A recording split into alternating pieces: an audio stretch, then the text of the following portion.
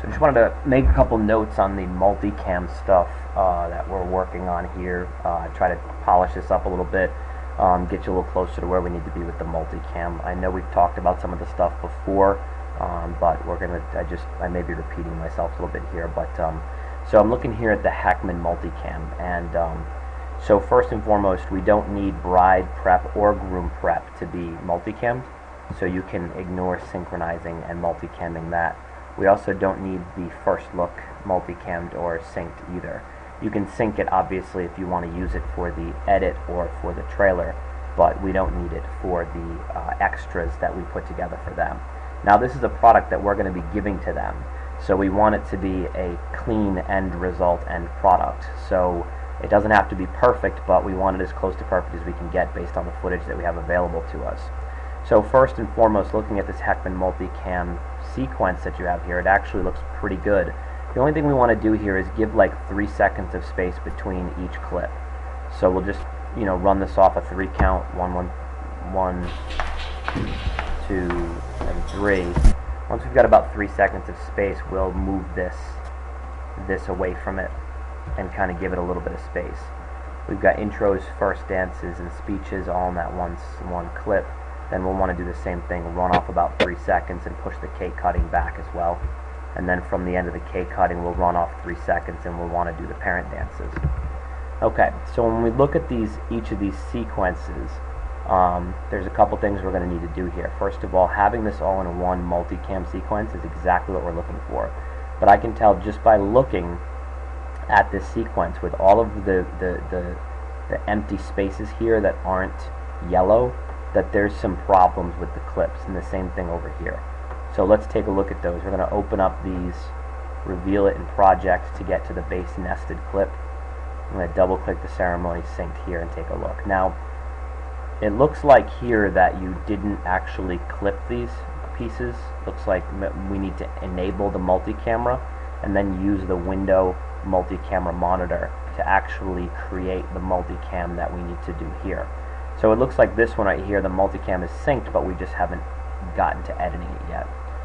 So what we want to do is go ahead and do that. But first, before you go ahead and edit it, we should probably start by chopping off the beginning and end of it. There's a lot of excess footage here, as you can see, as we're just looking at one camera angle of this tree that's completely unnecessary. So what you want to do is, with the ceremony especially and everything else, scroll forward till you get to the actual beginning of the ceremony. Probably somewhere around here would be the actual beginning of the ceremony. Let's take a look here. Multi-camera, give me camera 2. Multi-camera, give me camera 3.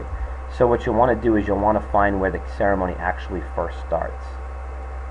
And I think that it's pretty safe to say that when these guys come in will be the moment that they first start. So we're watching the camera at the top to get an idea of when people are actually entering. And there it is. We see the guys coming down the aisle for the first time. That's the actual true start of the ceremony. So we'll use the C tool to cut straight down and remove all the excess up at the front. We'll then push this whole thing back. And now we just want to find the end time of the actual ceremony. And the end time could be good enough to when the bride and groom come down the aisle for the first time. In fact, if you have enough footage of everybody else coming down the aisle, we'll use that too. So looking here, this is a good end time. We're going to cut this, and then we're going to delete it down. So now we're only really working with the footage of the actual ceremony. Again, I can certainly see here there's still 1, 2, 3 empty spaces of video, so that means that there would be no cameras rolling in that section, and it'll be blank footage. So when the bride and groom are watching this, it'll just turn into a black space, which we don't want to have happen. The next thing that you're going to want to do is clean up the audio, and the way we clean up the audio with the extras disc is to take the cleanest audio track, the best audio track we have, the most continuous audio track we have, and move it up to the first audio track. When you use the multi-camera monitor and synchronization, it actually only includes the first audio tracks. So what we're going to want to do here is put the best audio we have in place of audio track 1 and 2. I think this STE00 will be the best audio we have. So I'll just real quickly mute the remaining audio and just listen through it for a few seconds.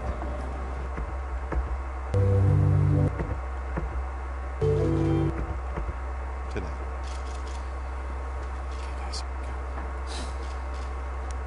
Family and friends. Welcome to the blending of two hearts. That's absolutely perfect. That's great audio there. So what we're going to want to do is we're going to want to swap places. Take this audio track here and bring it down to get it out of the scene. And then with the open space here, we're going to pull this up to the top. And just for cleanliness, we'll move this in place over here. Okay. From there, we can kick all the audio tracks on. Okay. Because when we do this multi-camera monitor, the actual multicam will only take into account the first audio track. So you can see here.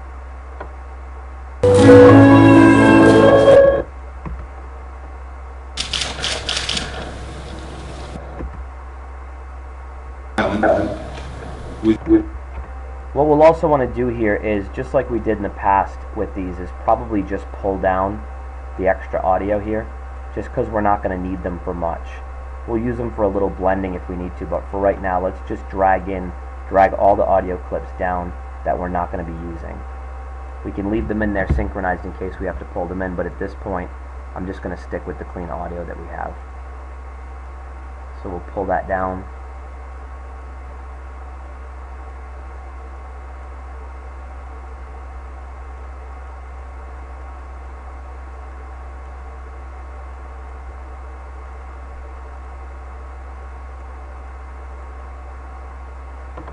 If you want to pull in one source of audio from the cameras and just give it like maybe a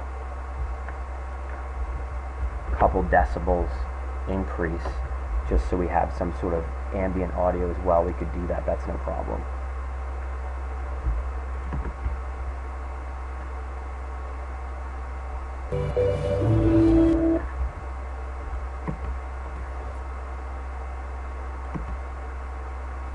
And understanding throughout your lives together.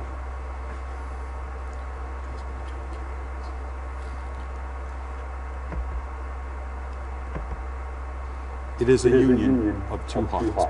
So the audio is clean here, and when we go back to the multicam, we'll see that when we listen to it, with you all, the audio sounds great. So all this excess from the multicam can be clipped off, leaving the ceremony at the length that it's supposed to be. Again, right here, let's give it a 3-second roll. Okay, and put some space between these guys. Same thing with the cake cutting. Okay.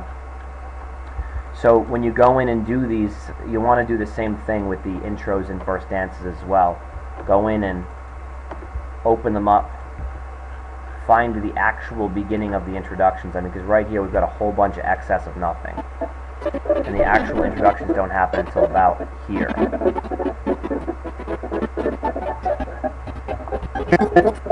You know, you can hear the DJ say, "Good evening, ladies and gentlemen." So right before here, all of this excess can actually be deleted. There's no reason to keep it. And you could just kind of delete it and slide it down.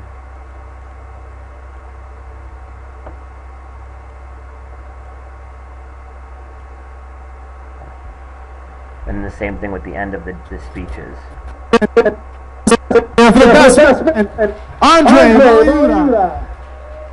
Okay. So we'll clip this end off and we'll get rid of the excess, so that when we go to the actual multicam, we're only actually seeing the part that is the clean and usable footage. Okay? So once we have all of this set up the way it's supposed to be, again, obviously in here with this intros and first dances, this stuff still needs to be nested. So we're going to grab it, right click, nest it, right click, multicam enable, and then we're going to use the window multi-camera monitor to then clip this using the best pieces of footage that we have. Now again, this is a product that we're going to be giving to the bride and the groom.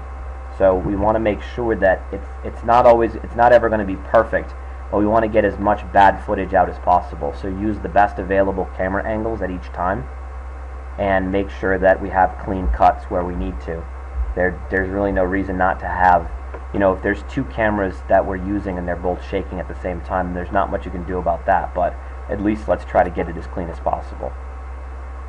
When we're finished with the multi-camera here and everything is cleaned up the way it's supposed to be, we just want to finish off the ends of each of the video with an exponential fade, okay, and a dip to black.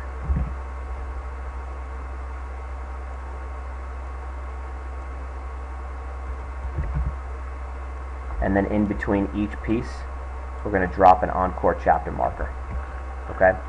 Once we've finished with everything, again, we're going to do the same thing here with an exponential fade, a dip to black,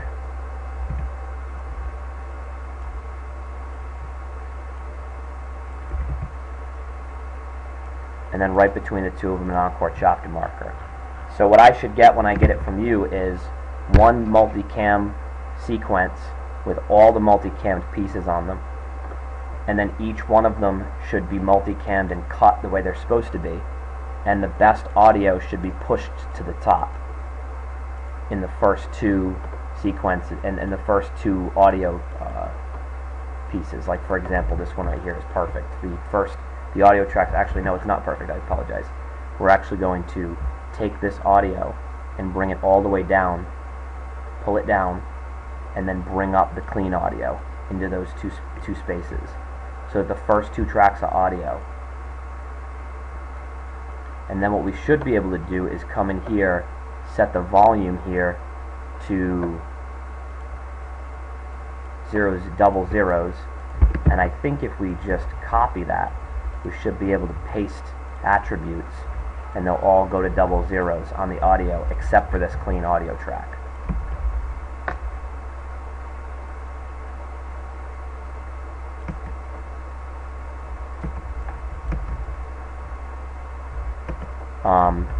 It looks like the zoom, oh, I'm sorry, let me see it for a second. I'm going to actually pull up these audio tracks here. Take your seats, make some noise, and direct your attention to the main entrance. Okay, so we're using the best, cleanest audio on it that we have, and it's in the top two positions, audio track 1 and audio track 2. And so when we go to the multicam and we watch the intros and first dances, we're getting clean audio. And more importantly, there's no gaps in the audio, because that's what'll happen is when we record it and we actually write it to disk, it'll actually have cuts in it.